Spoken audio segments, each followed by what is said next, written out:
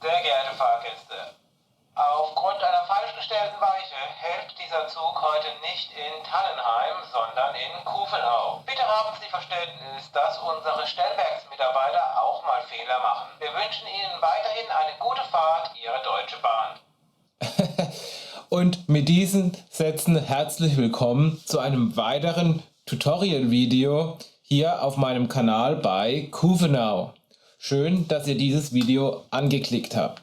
In dem heutigen Video möchte ich euch mal zeigen, wie ihr selbst erstellte Sounddateien oder Sounddateien, die ihr aus dem Internet runtergeladen habt, wie ihr die auf euren ESU Logsound Decoder bekommt und diese dann abspielen könnt. Und ich würde sagen, wir legen auch gleich los.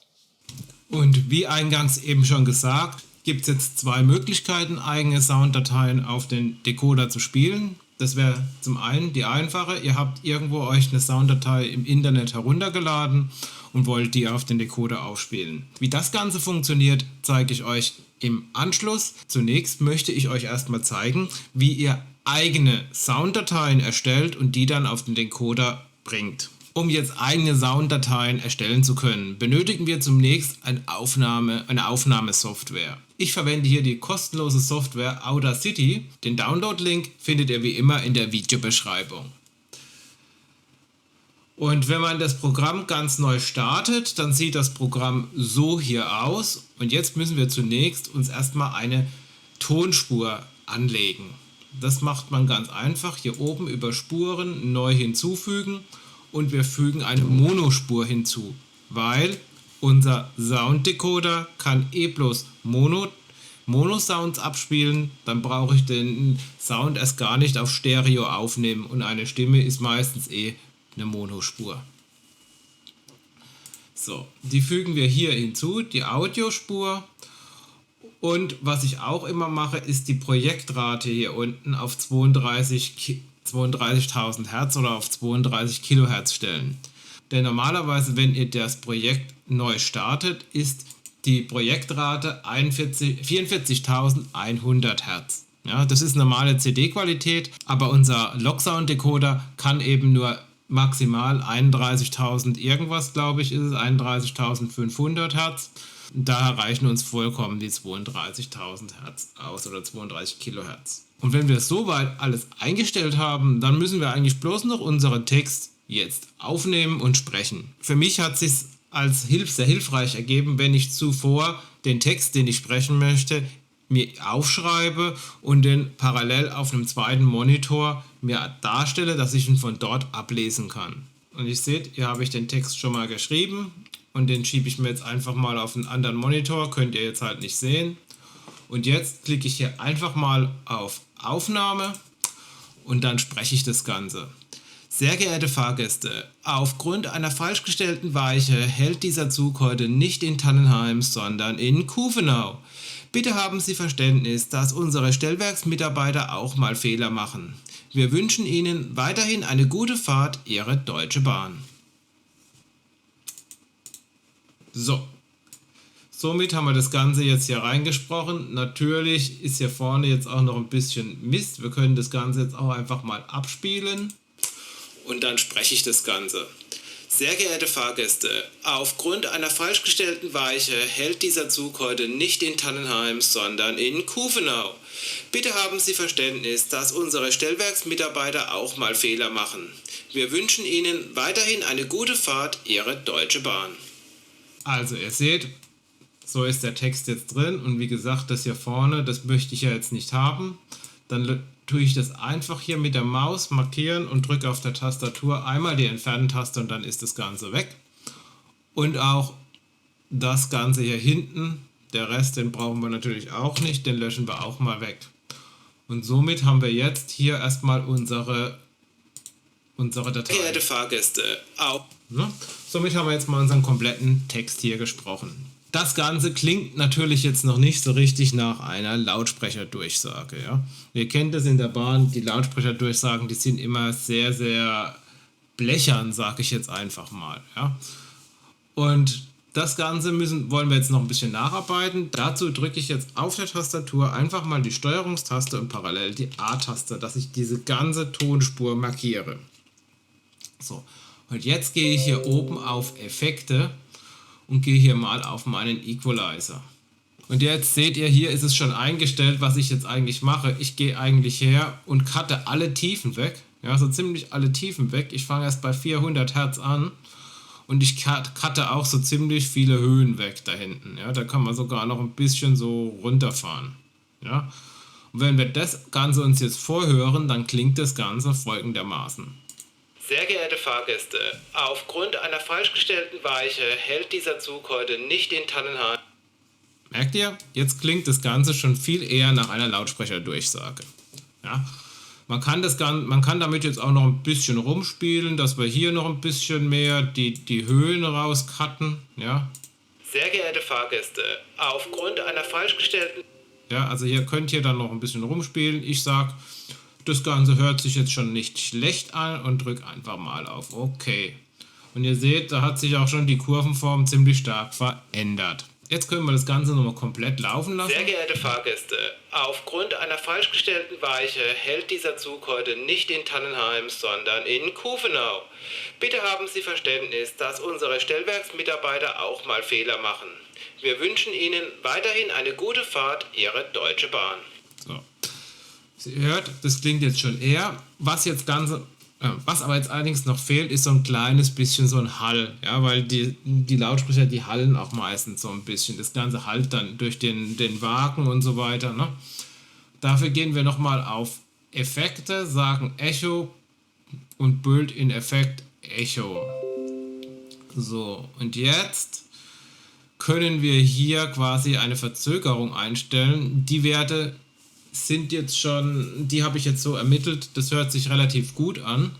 Ja, wir hören uns das jetzt einfach mal an. Sehr geehrte Fahrgäste, aufgrund einer falsch gestellten Weiche hält dieser Zug heute nicht in Tannenheim. Ja, ihr hört, man hört es fast gar nicht, aber es hat einen kleinen Hall. Man kann jetzt auch da noch ein bisschen rumspielen, vielleicht mit 0,2 und den Abklingfaktor auf 0,1. Hören wir uns das nochmal an. Sehr geehrte Fahrgäste, aufgrund einer falsch gestellten Weiche hält dieser Zug heute nicht in Tannenheim. Hört ihr? Also da hört ihr jetzt schon ein bisschen mehr wieder so den Hall noch dazu. Mir ist es halt irgendwie ein bisschen zu viel, deshalb gehe ich da wieder auf 0,05. Na, 0,05. Hört das jetzt nochmal vor. Sehr geehrte Fahrgäste, aufgrund einer falsch gestellten Weiche hält dieser Zug heute nicht in Tannenheim. Und ich finde, das hört sich recht gut an und dann klicken wir auf OK. So. Und damit sind wir eigentlich schon fertig. Wir können es uns nochmal anhören.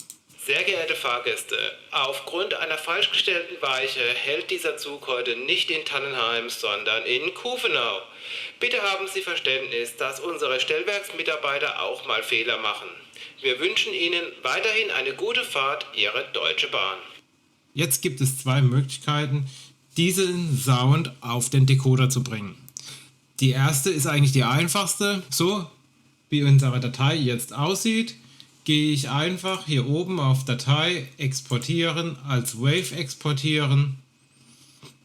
Ja, habe hier meine Soundclip und jetzt gebe ich dem Ganzen einen Namen. Ich sage jetzt einfach mal Ansage 1. So, dann kann ich hier noch ein paar Daten hinterlegen, ein paar Metadaten. Die brauche ich jetzt nicht. Dann klicke ich auf OK. Und wenn ich dann gucke in meiner Soundclip, dann seht ihr, ist hier meine Ansage 1, hat ca. 1054 KB. Und wenn ich das Ganze jetzt abspiele, sehr geehrte Fahrgäste, aufgrund einer falsch gestellten Weiche hält dieser Zug heute nicht in Tannenheim, sondern in Kufenau. Bitte haben Sie Verständnis, dass unsere Stellwerksmitarbeiter auch mal Fehler machen.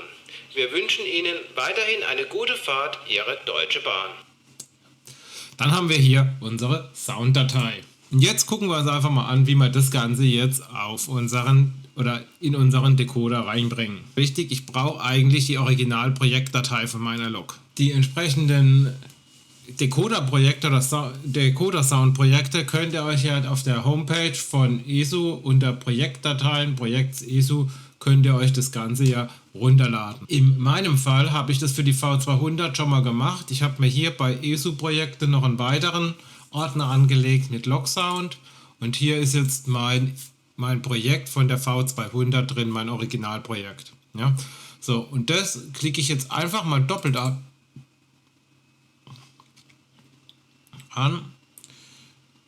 Die kann ich einfach mal wegklicken und da okay. Und jetzt hat sich hier mein Logprogrammer geöffnet, ja, mit meinem Soundprojekt. Doch bevor wir jetzt unseren eigenen Sound hinzufügen, schauen wir uns zunächst erstmal an, wie beim ESU Logsound Decoder die Soundwiedergabe aufgebaut ist. Ja. Dazu müsst ihr in den Reiter Sound wechseln und hier habt ihr jetzt eure Soundprojektübersicht. Ja, ihr seht auch hier oben nochmal euren Logsound-Decoder, der hat maximal 128 Mbit und ihr seht auch schon mal, ja, der ist schon ziemlich voll. Ja? Also viel Platz hat der Decoder nicht mehr. Und hier seht ihr jetzt quasi den Aufbau von eurem Sound, ja, von eurer Soundwiedergabe. Und zwar werden bei ESU alle Soundfunktionen, die der Decoder wiedergeben kann, also alle Sounddateien, die werden in sogenannten Soundslots, ja, werden die gesammelt. Das ist so ein Sammler. Ja. Wenn ihr ja zum Beispiel mal guckt, hier bei Decoder, dann bei Funktionszuordnung zum Beispiel, da tauchen dann auch bei Sounds auch diese Soundslots wieder auf. Da haben wir dann den Schaffnerpfiff, ja. Das ist dann quasi auch wieder so ein Soundslot. Ja. Und hier in dem Reiter Sound werden quasi diese Soundslots konfiguriert. Und auch hier seht ihr, ja, ihr habt maximal so 32 Soundslots zur Verfügung pro Log-Decoder, ja, Sound-Decoder. Und ihr seht, da ist auch schon relativ viel voll. Heißt also, viel können wir hier nicht mehr machen, aber zumindest die eine Ansage kriegen wir auch noch rein. Wenn nicht, müssten wir halt hergehen, müssten hier irgendeine andere Sounddatei rauslöschen. Ja? So, also hier habt ihr die ganzen Soundslots und hier habt ihr dann eure Geräuschbibliothek, wenn ihr die installiert habt. Ja, also ich habe die installiert, das sind die ganzen vorgegebenen Geräuschfunktionen, die es von ESU gibt. Hier unten habt ihr noch einen Dateibrowser und hier habt ihr dann quasi eure ganzen Sounddateiübersicht, die jetzt auf dem Log-Decoder schon drauf sind. Ja, und ihr seht, das sind ja schon ziemlich viele. Ja klar, das sind halt die ganzen Fahrgeräusche etc. pp. Ja, also da ist ordentlich was dabei. Und ganz hier unten seht ihr auch nochmal die Belegung. Ja, also ihr habt eine Maximalkapazität und eine Gesamtkapazität und eine Restkapazität. Ja, also das ist das, was quasi momentan auf dem Decoder vorhanden schon drauf ist. Und das ist das, was ihr noch zur Verfügung habt. Also ihr seht, da ist nicht mehr viel. Und jetzt holen wir einfach mal unsere Projektdatei, unsere Ansage einfach mal hier rein. Jetzt könnte ich das natürlich hier unten über diesen Dateibrowser machen. Das Ganze ist mir aber einfach zu umständlich und zu aufwendig. Darum habe ich mir hier so einen weiteren Windows Explorer aufgemacht und jetzt gehe ich einfach hierher und nehme meine Ansage 1 und ziehe die hier runter und zwar, man würde jetzt sagen hier drauf, nein, sondern hier unten drunter. So. Und jetzt ist meine Ansage 1 dabei. Ja, und ihr seht, dies geht 16,8 Sekunden und ist so lang. Dass die Datei jetzt hier grau hinterlegt ist und hier unten immer noch die ganze große Restkapazität steht und das noch nicht abgezogen worden ist, liegt einfach daran, dass ich diese Datei noch keinem Soundslot zugeordnet habe und die eigentlich dem Decoder noch gar nicht bekannt, also noch gar nicht verwendet wird. Ja? Wenn was nicht verwendet wird, warum soll das dann auf den Decoder drauf spielen sozusagen? Ja? So. Und jetzt müssen wir halt hergehen und müssen hier einen neuen Soundslot verwenden und da klicken wir jetzt einfach mal doppelt drauf. So. Und wenn wir da doppelt draufklicken, dann sieht das Ganze so aus. Jetzt können wir dem Ganzen schon mal einen Namen vergeben. Dann machen wir jetzt einfach mal eigene Ansage. So. Und jetzt gibt es hier 3 verschiedene Bausteine. Das ist einmal ein Zustand, ein Übergang und ein Container.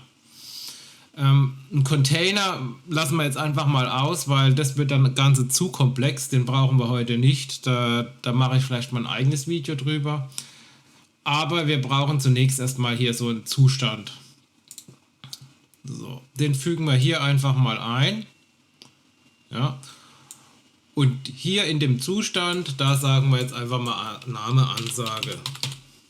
Ansage. So, richtig schreiben.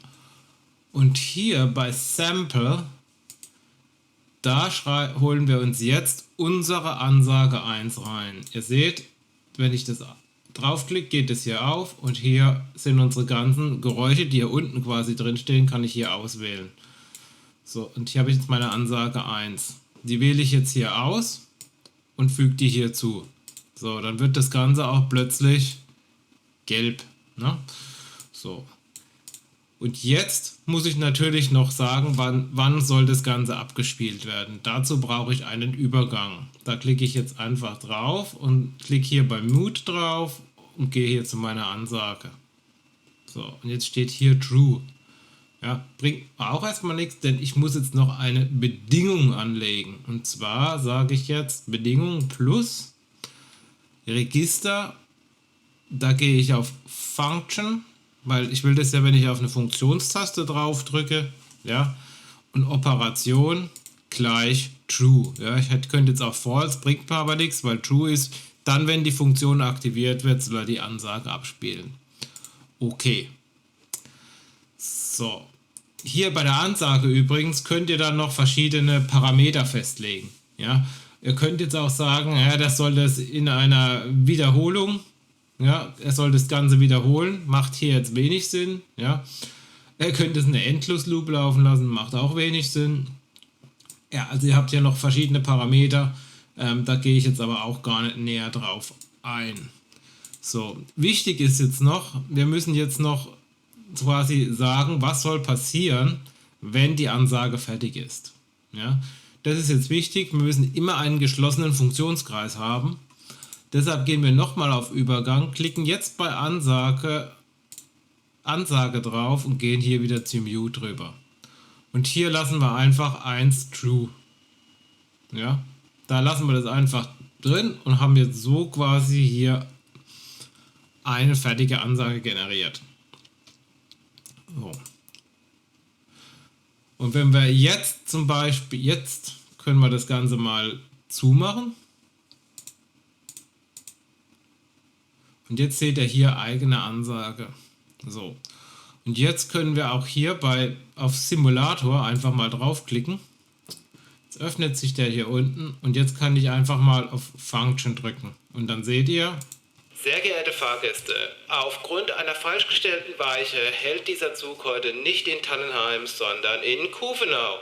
Bitte haben Sie Verständnis, dass unsere Stellwerksmitarbeiter auch mal Fehler machen. Wir wünschen Ihnen weiterhin eine gute Fahrt, Ihre Deutsche Bahn. Ja, jetzt ist das Ganze hier drauf und ihr seht, meine Restkapazität ist auch runtergegangen. Ja. So, und das Tolle ist, wenn ich jetzt diese Simulation mache und hier mal bei eigener Ansage gehe, dann kann ich, wenn ich diese Funktion hier ausführe, auch sehen, was hier passiert. Sehr geehrte Fahrgäste, aufgrund einer falsch gestellten Weiche hält dieser Zug heute nicht in Tannenheim, sondern in Kuvenau. Bitte haben Sie Verständnis, dass unsere Stellwerksmitarbeiter auch mal Fehler machen. Wir wünschen Ihnen weiterhin eine gute Fahrt, Ihre Deutsche Bahn. Ja, ihr seht hier, ihr könnt ja jetzt alles nachvollziehen, was dann auf dem Decoder abgespielt wird, wie euer Funktionsverlauf ist. Dann machen wir das Ganze mal zu und somit ist jetzt mal unser Soundslot konfiguriert. Ja, also der ist jetzt eigentlich schon mal komplett fertig. Jetzt müssen wir natürlich noch bei Decoder hergehen und müssen natürlich noch eine Funktionszuordnung machen, damit auch der Sound wirklich später abgespielt wird, dass ich eine Funktionstaste auf der Zentrale drücken kann und der Sound danach auch wirklich abgespielt werden kann. Ja? Jetzt ist es natürlich bei der V200 so, die ist natürlich schon mega voll. Ich glaube, ich habe hier noch, ich müsste mal gucken, ob ich noch die F32 frei habe sogar. Ne, geht ja bloß bis F31, okay. Also wie ihr seht, ne, die ist natürlich schon extremst voll hier. Deshalb muss ich jetzt halt irgendwas opfern hier, irgendeinen Funktionsausgang opfern und ich sage halt, naja gut, bei der F14 Pressluft ablassen, das brauche ich nicht unbedingt. Dann schmeiße ich jetzt hier meine Pressluft raus. Na, wo war sie? Na, da ist eine Pressluft raus und hole jetzt meine eigene Ansage rein. So. Das war's schon. Somit ist jetzt mein kompletter Funktionskreis geschlossen und ich habe meine Ansage, wenn ich hier 14 drücke, wird die abgespielt. Das Ganze funktioniert wunderbar und ist auch alles in Ordnung, solange ihr eine Ansage habt. Ich gehe jetzt noch mal kurz hier in mein Audacity. Sag mal, so ein kompletter Soundfile hat halt auch einen gewissen Nachteil. Im Prinzip besteht ja meine Ansage aus mehreren Bausteinen. Wenn ich auch nochmal den Text mir hier angucke, dann sieht man das nochmal deutlicher. Ich habe hier einmal den Baustein sehr geehrte Fahrgäste. Ja, dann aufgrund einer falsch gestellten Weiche hält der Zug bla bla bla, sondern in Kufenau. Ja, das ist quasi so ein Baustein. Und bitte haben Sie Verständnis, auf Fehler machen. Wäre auch ein Baustein und wir wünschen weiterhin gute Fahrt und wir könnten sogar Ihre Deutsche Bahn nochmal in einen eigenen Baustein gliedern. Ja? Aber worauf will ich eigentlich hinaus? Angenommen, ihr wollt halt noch eine zweite Ansage machen, die zum Beispiel heißt: Sehr geehrte Fahrgäste, wir werden unsere Fahrt in Kürze fortsetzen, sobald unser Lokführer eingetroffen ist. Dieser sitzt jedoch im Gegenzug, der ebenfalls 20 Minuten Verspätung hat. Oh Gott, schreibe ich wieder ein Schwachsinn, gerade Verspätung hat. Wir entschuldigen diese Unannehmlichkeiten. Ihre Deutsche Bahn. So. Lassen wir es einfach mal so stehen, ob das Ganze sinnvoll ist oder nicht. Jedenfalls haben wir hier jetzt noch eine zweite Ansage und wie ihr seht, sind jetzt folgende Bausteine identisch. Mit sehr geehrte Fahrgäste kommt zweimal vor und Ihre Deutsche Bahn. So. Also ich könnte jetzt beide Ansagen sprechen, aber ich würde ja in beiden, also sag ich mal, ich würde unnötig Speicherplatz verbraten mit dem Slogan sehr geehrte Fahrgäste. Ja, ihr seht ja, der Decoder an sich ist der Speicherplatz auf den Decoder ist ja begrenzt. Daher macht es eigentlich mehr Sinn, sag ich mal, diese Ansagen in mehrere kleine Teilstücke zu unterteilen und diese dann im Decoder zusammenzusetzen. Und das zeige ich euch jetzt nochmal beispielhaft, wie das Ganze geht. Deshalb lassen wir das jetzt einfach mal von Anfang an laufen hier und hören uns das Ganze mal an. Sehr geehrte Fahrgäste, sehr geehrte Fahrgäste. So, und da haben wir hier vorne das Thema sehr geehrte Fahrgäste. Sehr geehrte Fahrgäste. Ja, so. Das wäre jetzt der erste Baustein. Den wollen wir jetzt separat abspeichern. Dafür machen wir jetzt einfach nochmal eine neue ein neues Projekt von Audacity auf. So, ich lege das Ganze jetzt mal erstmal so hierher. Und jetzt gehe ich her und kopiere mir diesen Bereich. Drücke ich auf der Tastatur die Steuerung und die C-Taste, kopiere mir diesen Bereich raus und füge den hier ein. Ja. Wichtig auch hier wieder die Projektdatei auf 32 Kilohertz umstellen. Und hier habt ihr jetzt quasi gerade noch euer Sehr geehrte Fahrgäste. Eure sehr geehrten Fahrgäste. Und jetzt tun wir das Ganze wieder exportieren, als Wave exportieren. Auch wieder hier in meine Soundlib mit sehr geehrte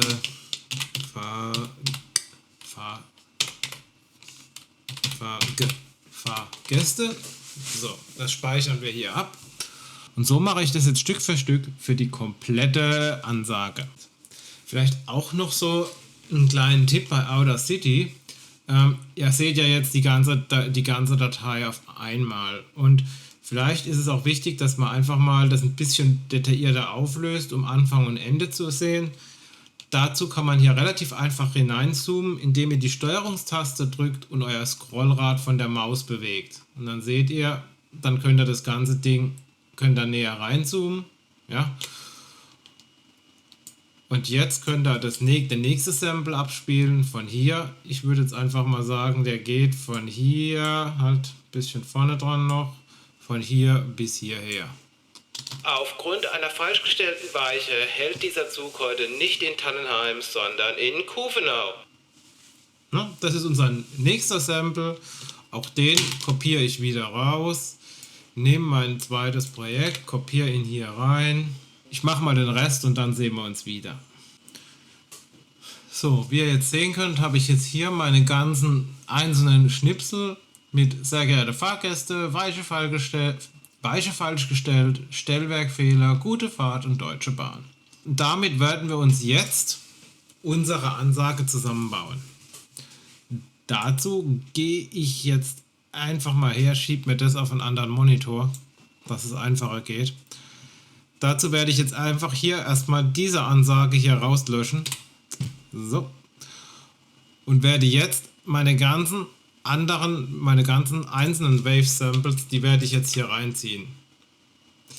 Dazu könnt ihr die natürlich alle auf einmal markieren und jetzt einfach hier unten reinhängen.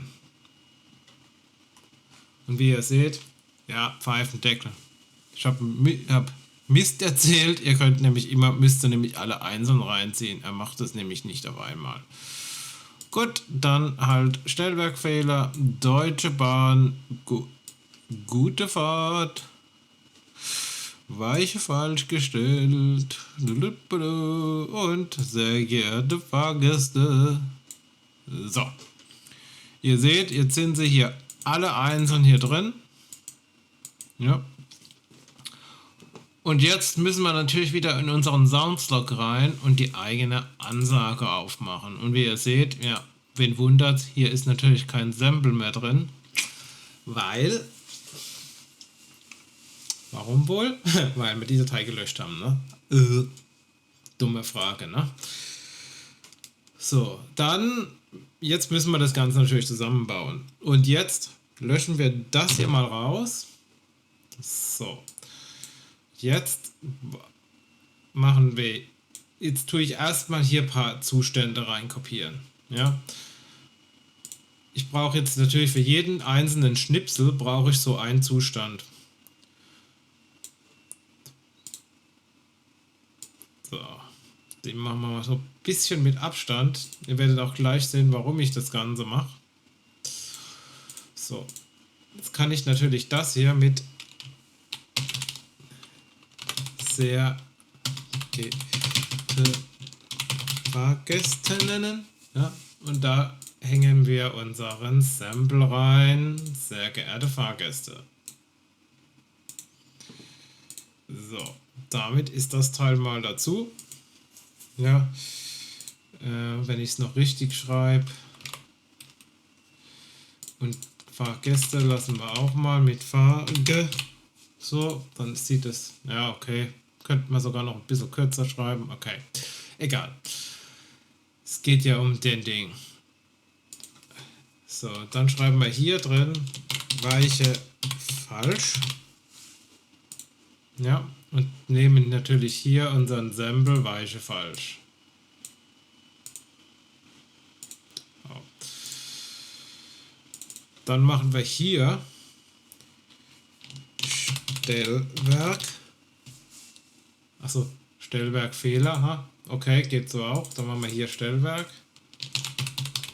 Stellwerk. Dann machen wir hier gute Fahrt. Gute Fahrt, gute Fahrt.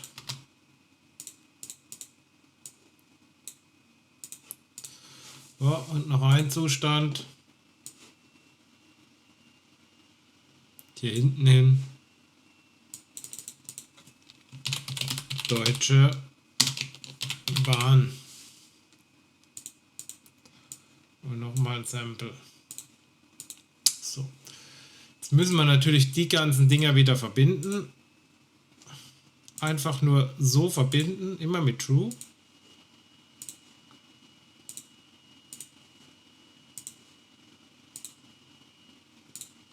Ja. Und wichtig, wenn wir hier hinten fertig sind, ich mache das Ganze jetzt mal so. Ja. Ich zeichne das Ganze jetzt mal so, kommt das wieder hier zurück. Also so sieht das Ganze jetzt aus. Und wenn wir jetzt wieder unseren Simulator öffnen und dann das Ganze mal abspielen. Sehr geehrte Fahrgäste, aufgrund einer falsch gestellten Weiche hält dieser Zug heute nicht in Tannenheim, sondern in Kuvenau. Bitte haben Sie Verständnis, dass unsere Stellwerksmitarbeiter auch mal Fehler machen. Wir wünschen Ihnen weiterhin eine gute Fahrt, Ihre Deutsche Bahn.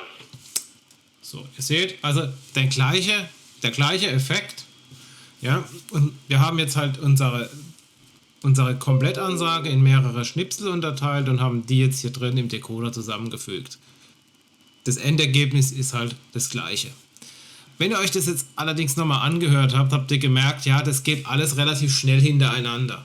Ja, also da sind keine Pausen zwischendrin. Zwischen den einzelnen Sätzen macht man ja normalerweise kleine Pausen und hier sind jetzt keine Pausen zwischendrin.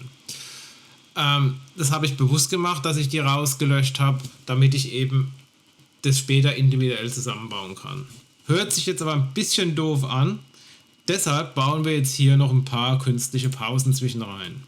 Indem wir einfach diesen Ast nochmal löschen und jetzt hier erstmal den Simulator deaktivieren, sonst können wir nämlich nichts verändern. Und jetzt hier einen neuen Zustand hinzufügen und den hier zwischen rein machen und den nennen wir Delay 1. Einfach Delay. Und hier geben wir jetzt ein Delay an. Ich weiß es jetzt nicht genau, aber ich meine, das wären Millisekunden. Und da kann ich bis zu 255 Millisekunden eingeben. Deshalb gebe ich da jetzt einfach mal 100 Millisekunden ein. Damit ihr einfach auch jetzt einfach mal merkt, dass da was passiert. Ja? Wichtig ist natürlich, ich muss das Ganze hier wieder mit den Übergängen verbinden danach. Und jetzt wisst ihr auch, warum ich da überall so viel Zwischenraum gelassen habe. So, jetzt haben wir hier unser Delay drin. Und wenn wir jetzt wieder auf Simulator gehen und drücken jetzt wieder auf Function.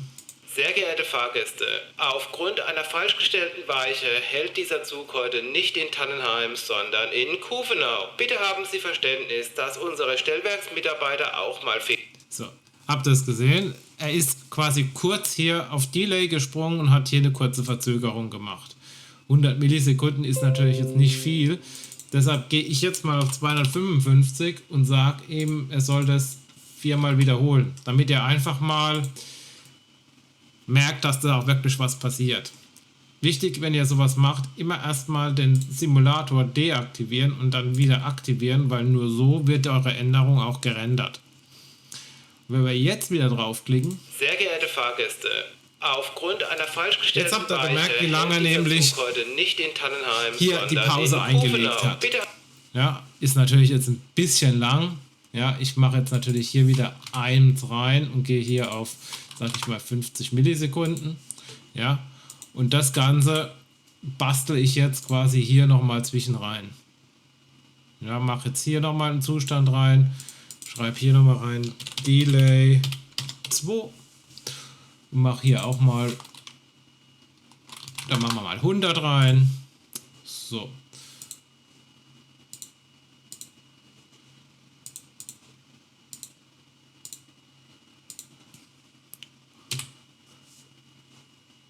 Und hier machen wir auch noch ein kleines Delay zwischen rein. Delay 3 und sagen 50 nochmal. So, und Übergang.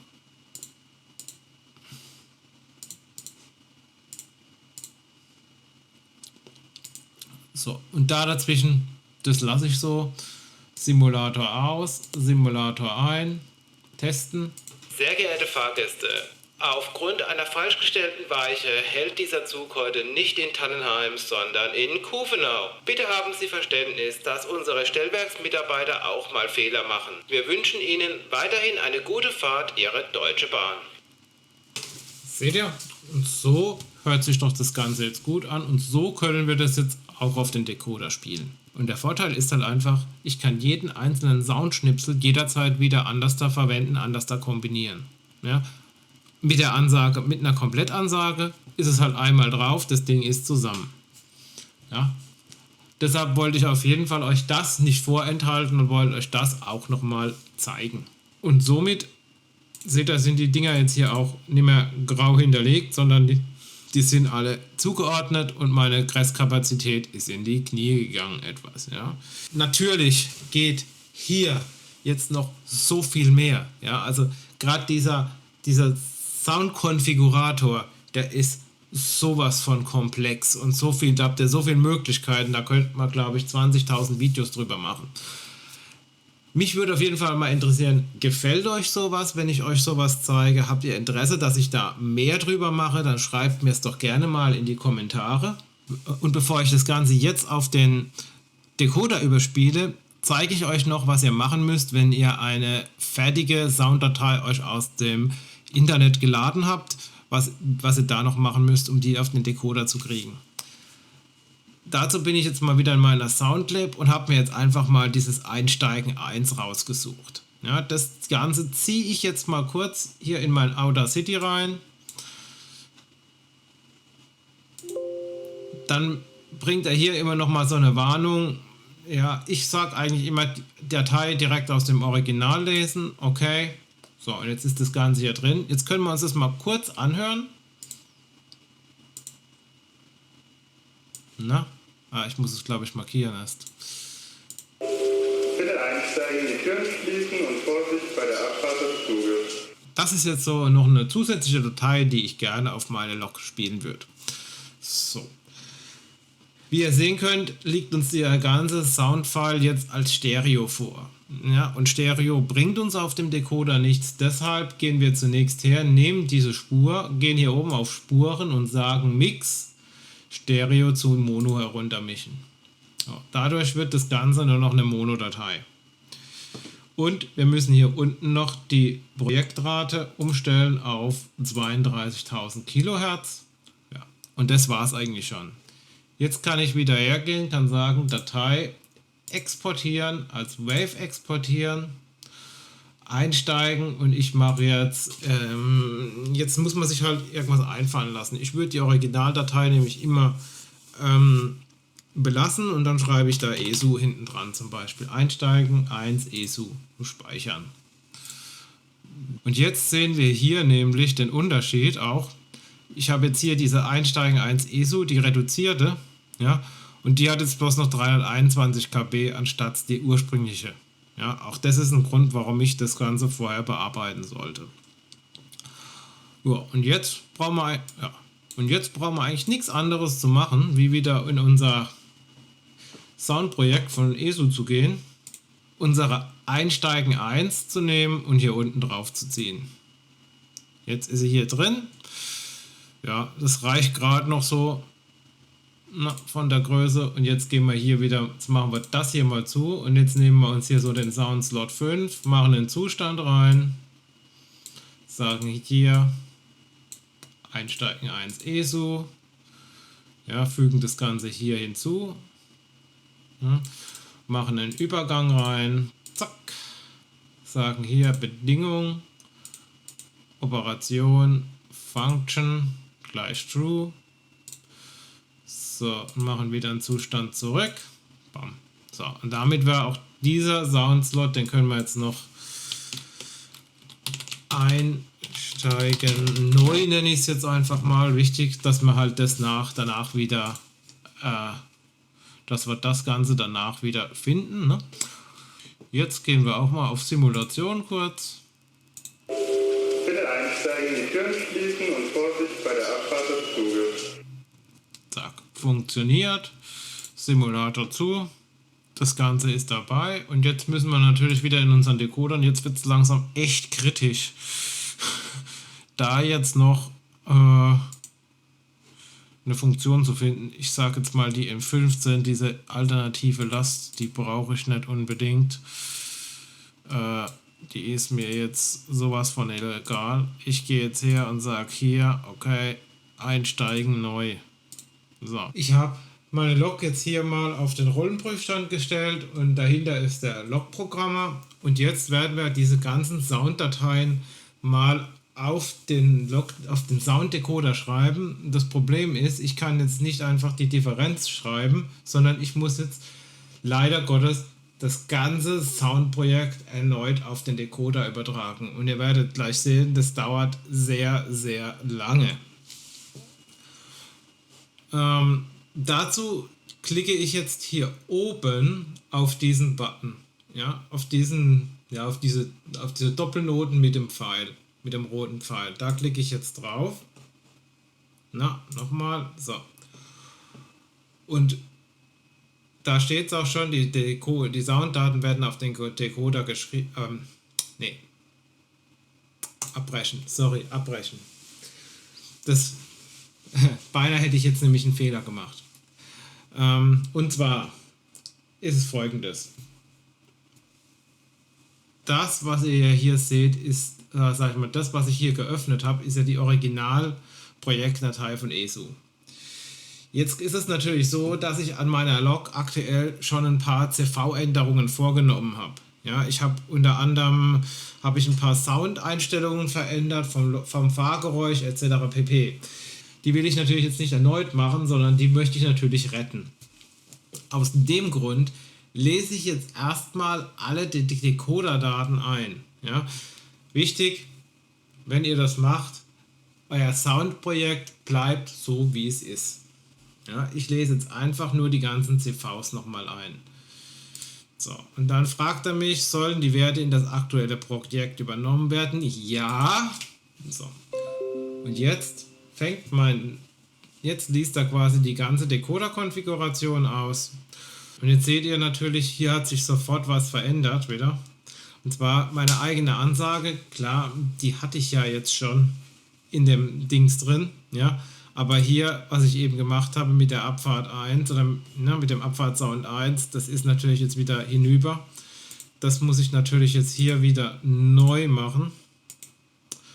Ja, da muss ich das Einsteigen neu, besser gesagt so. Auf jeden Fall meine ganzen CVs sind erstmal ausgelesen. Und jetzt schreiben wir die Sounddaten neu. Dazu klicke ich hier oben drauf. Ich kann natürlich auch gleichzeitig die Decoder-Daten mitschreiben. Ja, kann ich mir jetzt überlegen, ob ich das mitmachen will oder nicht. Ich mache es jetzt erstmal nicht mit. Ich schreibe jetzt erstmal nur die Sounddateien auf den Decoder drauf. Und ihr seht schon, das kann bis zu 30 Minuten in Anspruch nehmen. Also ich kann euch jetzt schon sagen, das dauert verdammt lang. So, dann gehen wir auf Weiter. Das dauert dann kurz. Und jetzt fängt er an, die Sounddateien zu schreiben. Wichtig, wenn die Sounddateien geschrieben werden, trennt nicht die Lok vom Strom. Ja. Stellt die Lok immer dahin, wo sie ganz ruhig steht. und sich nicht bewegt. Weil wenn es während der Übertragung zu einem Fehler kommt, fängt er halt wieder von vorne an. Es wäre ärgerlich, wenn das Ding fast durchgelaufen ist und dann gibt es einen Abbruch.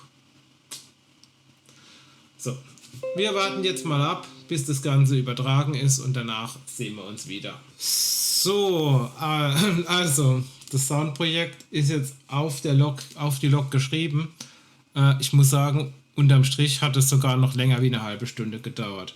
Also, ich habe es jetzt nicht genau gestoppt, aber ich würde fast sagen, das war eine ganze Stunde, wo jetzt der Log-Programmer da gearbeitet hat, die Sounddateien zu schreiben. Das ist schon extrem heftig und schon extrem lang. Also wenn ihr sowas macht, kalkuliert genügend Zeit ein.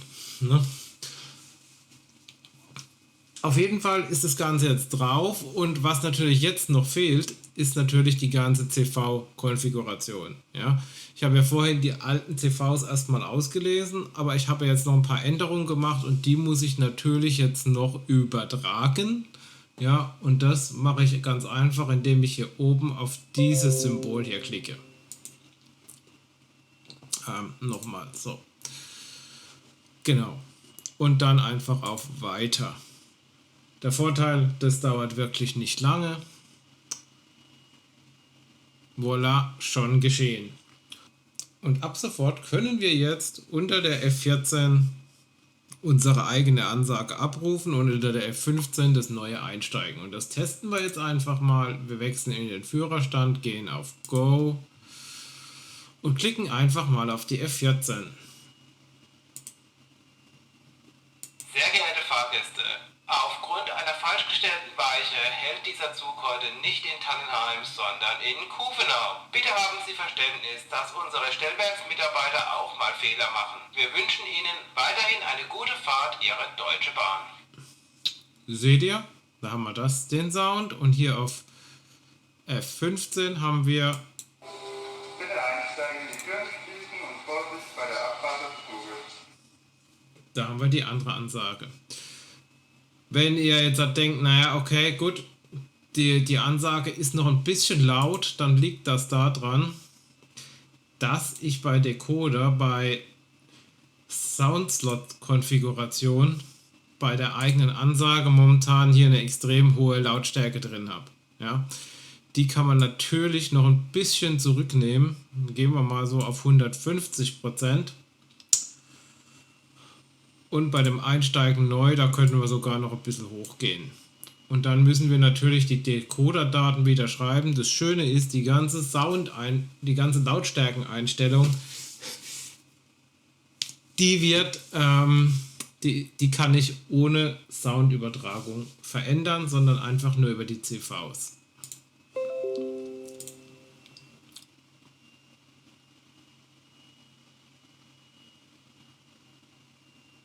So, wenn wir jetzt auf Führerstand gehen. Sehr geehrte Fahrgäste, aufgrund einer falsch gestellten Weiche hält dieser Zug heute nicht in Tannenheim, sondern in Kuvenau. Bitte haben Sie Verständnis, dass unsere Stellwerksmitarbeiter auch mal Fehler machen. Wir wünschen Ihnen weiterhin eine gute Fahrt, Ihre Deutsche Bahn. Seht ihr, es ist schon wesentlich leiser und die Ansage. Bitte einsteigen, die Türen schließen und Vorsicht bei der Abfahrt des Zuges. Ja, passt, ne? Man muss ja auch noch bedenken, normalerweise spiele ich das Ganze ja ab, während der normale Sound läuft. Ja, das können wir auch mal noch testen.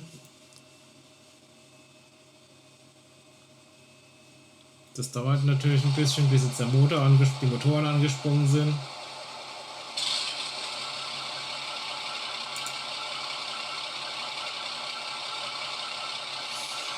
So, und wenn wir jetzt den Sound abspielen. Sehr geehrte Fahrgäste, aufgrund einer falsch gestellten Weiche hält dieser Zug heute nicht in Tannenheim, sondern in Kuvenau. Bitte haben Sie Verständnis, dass unsere Stellwerksmitarbeiter auch mal Fehler machen. Wir wünschen Ihnen weiterhin eine gute Fahrt, Ihre Deutsche Bahn. Seht ihr, wenn wir jetzt noch überlegen, dass dann vielleicht dieser Zug sogar noch fährt und der Motor ja noch lauter ist.